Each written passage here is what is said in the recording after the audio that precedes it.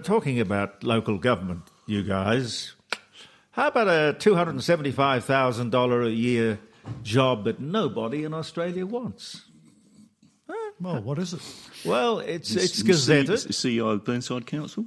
No, it's gazetted. It's there. The Remuneration Tribunal said it is important to find the right candidate for the job.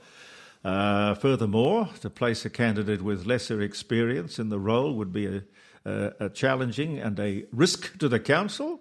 Now, I'll tell you what it is. The tribunal has recognised that the District Council of Coober faces unique regional and locational challenges together with additional responsibilities which are not generally associated with local government functions. Such challenges increase the level of complexity for the CEO's role and the degree of risk associated with the recruitment decision.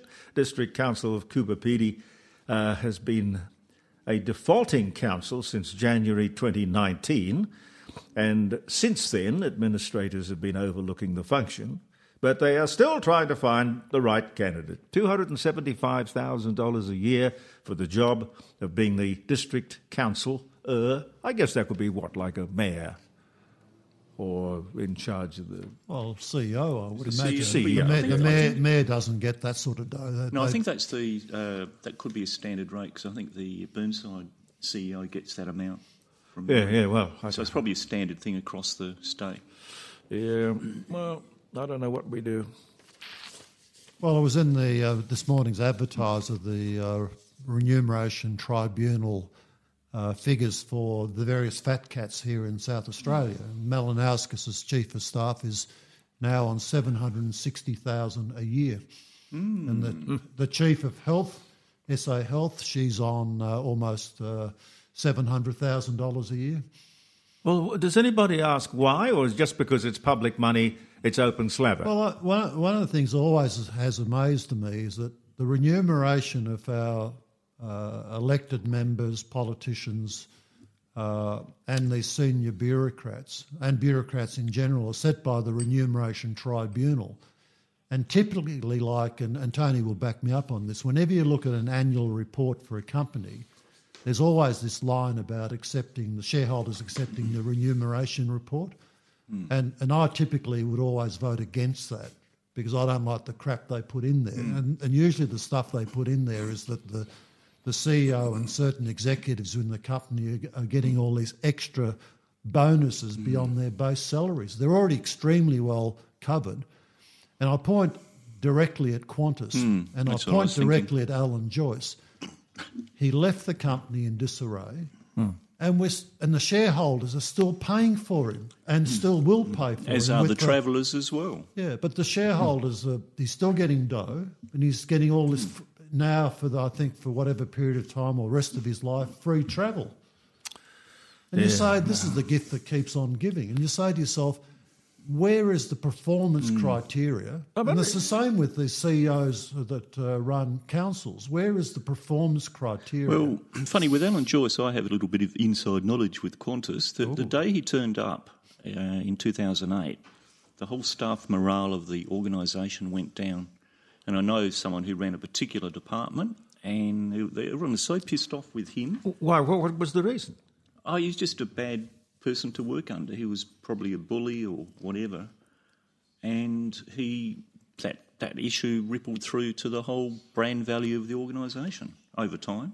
Yeah. But so I've heard that directly from people within Qantas. And talking about bully, the controversy now surrounding Channel 9, and these people who have been bullies and harassing people look like they're going to walk away scot-free, unnamed and unshamed. I mean, I think that's ludicrous. I mean, the women and the men, and because also men who have been harassed and bullied, they should go to Slater and Gordon, one of those organisations who are prepared to fight a class action, and take Channel 9 to the cleaners. Absolutely. I mean, if this has been ripe for years upon years, and you and I, Jeremy, were talking about this morning that it can't be a cultural thing. Well, yes, it can be a cultural thing. If top management has basically swept these issues underneath the carpet, they've made a decision to create a smokescreen or hide the evidence, and that should be another culpable issue. Do you remember when Eddie Maguire was CEO of Channel 9 some years ago? Yeah. And he was outed for behind closed doors making very rude comments about using crude terms like boning. Some woman in terms of sacking her or something, and that got leaked out. And that's the sort of thing that's been there for probably 10, 15 years, whenever he was around. Yeah. Well, you can't have that sort of thing going on unless there's a conspiracy of silence or there is a determination by the board to look the other way. But if we go back to the fundamentals of this conversation starting, the experience that some of these politicians and bureaucrats have is no experience in the real world. And this is the problem, I think. The three of us at the table this morning, we have been in the private sector. We know that we have to perform or had to perform in our jobs, and that if the balance sheet's not right, you can't run a negative balance sheet. You have to run it at a positive level, whereas governments and bureaucracies are able to they don't care. Go into the red. And Victoria is just one of those prime examples where the government has run that state into completely the more than dry, not just empty. Well, the news this morning from Victoria is that bankruptcies are up 56%. 56%. That's not 56%. That's up 56%. When you kill off your industry, which is the engine of all that income, you're never going to pay down the debt because you've created such a big hole. You've then destroyed the industry that will get you out of that hole through taxes and activity and. But moreover, in the practical sense, if you were wanting to build something in Victoria for the government, you would be extremely reticent and reluctant to do that because you'd probably say to yourself, we won't get paid because they haven't got the money. So what can the government of Victoria in the future build, because the contractors will just stay more than arm's length away. We had that same situation here with when Kevin Foley was financing here. When they built, for example, the Marion Aquatic Centre, there were tradesmen who put their hard-earned into materials and labour to build that place, and then they weren't being paid. And if they were ever paid, it was months and months after the deadline. And this is what... Well, the government has always been a bad payer. Yes. And I don't know how they get it. But it shouldn't be. Well, no, it should be the other way around. They should be exemplary. And the principle here is that in private enterprise you can't get away with that because you will go bankrupt and you will be then taken to the cleaners and foreclosed. Isn't it interesting, if you, the government talking about paying their bills late, if you pay your bill one day late, whether it be a rego or a council rate or whatever, they penalise you. They penalise you, and it's some ridiculous amount not proportionate to the actual time delay. With regard to the... it's always one-sided, isn't it? Channel 9, well, it's more than, of course, Channel 9. It's Channel 9, The Age, the Sydney Morning Herald... 2GB? 2GB, 3AW, 4BC, 6PR. It's a very big media organisation. I don't exactly know who it is. I think it's perhaps a venture capitalist. You know how they come and they buy up I think it's, things? Isn't it on the stock market? Oh, it would have to be on the stock market. So it's ASX listed, I think. Okay, all right. It might have been venture at one time. At one time, and they floated it. And then the bunnies... Yeah, but it is the losses going it is the premier media company in the whole country. Anyway, the best guy to talk to about the media is a fellow called Peter Cox. Now, I've talked to him over the years. He's going to join us at about 10:15. So we'll have a word with him about it. This controversy is not a trifling matter. We're not talking about, one person. It's not like a Brittany Higgins in Parliament House in Canberra, one person lodging a complaint. We're talking, and it's interesting too that Richard Marles' deputy...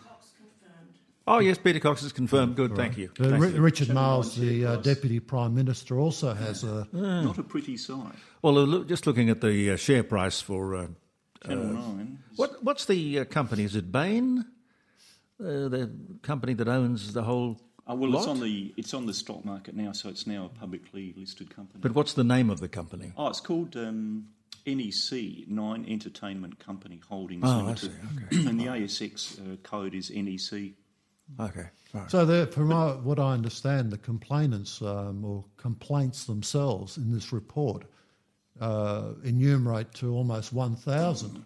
So we're talking about a extremely widespread problem that they've allowed to generate within their organisation, and to the tune of half the population of the staff. So it's a massive, massive problem for them. And for people to almost at this stage look like they're just going to walk away from it without any further examination or charges is, I think, just absolutely insane. Well, this is hard on the heels of a lot of sackings that went on with the Nine Entertainment Group. And I think that was probably because of the social media deciding that they weren't going to pay media outlets for their information. And that really hurt. That was hundreds of millions of dollars. Yes. Yeah. But television, it's a strange thing. For as long as I have been involved and known and had contact with, it has been boom and bust and boom and bust. It's never plain sailing. Well, There's always a crisis. And look, it's very, very contingent on sponsorship, and it's very contingent on sport. And if you look at the major stations here in Australia, things like the Commonwealth Games or the Olympic Games, Australian rules football, the tennis, they are extremely large, generating revenue streams for these commercial enterprises. And if they miss out, or when they tender for it, if they miss out, it's a big thing. But fundamentally, I believe that the people in Channel 9 who are responsible for all this bad behaviour should be held to account. And it's like also, if you think about the Brittany Higgins matter, which is a close issue to you because you lost your employment from that. You, as a conservative person, and if it were the same situation now, if the Liberals were in... Well, let's go back, rewind. When Scott Morrison went to Hawaii, which is entitled to have his annual leave with his family, an issue of timing, sure. It's like the Prime Minister buying a cliffside holiday home for $4.5 million with the stamp duty. And worse than that, putting $100 million of taxpayers' money into upgrading the road that leads to his front I wish gate. I wish I was Prime Minister. I could have a driveway like that. I mean, it's a wonderful opportunity. So... but how brazen! Horrible bad timing. God, yeah. But here we have, a week ago, Richard Marles had a controversy in his own office with his chief of staff, and because he's Labor and not a Conservative, it's now old news. Well, hang on. Let's turn the soil over and dig a bit deeper into this. It's a bit cute for Richard Marles now to say, it's... the lawyers are handling this and I'm not going to make any further comment. Well, what about the media shoving the knife into him like they did Scott Morrison? Like if it was any Conservative person, you would have the knife shoved in. Well, I'm afraid that not only shoved in, you'd have the knife twisted. Yes. Yeah. And don't forget to rub in a bit of salt. Yeah, absolutely. Come on.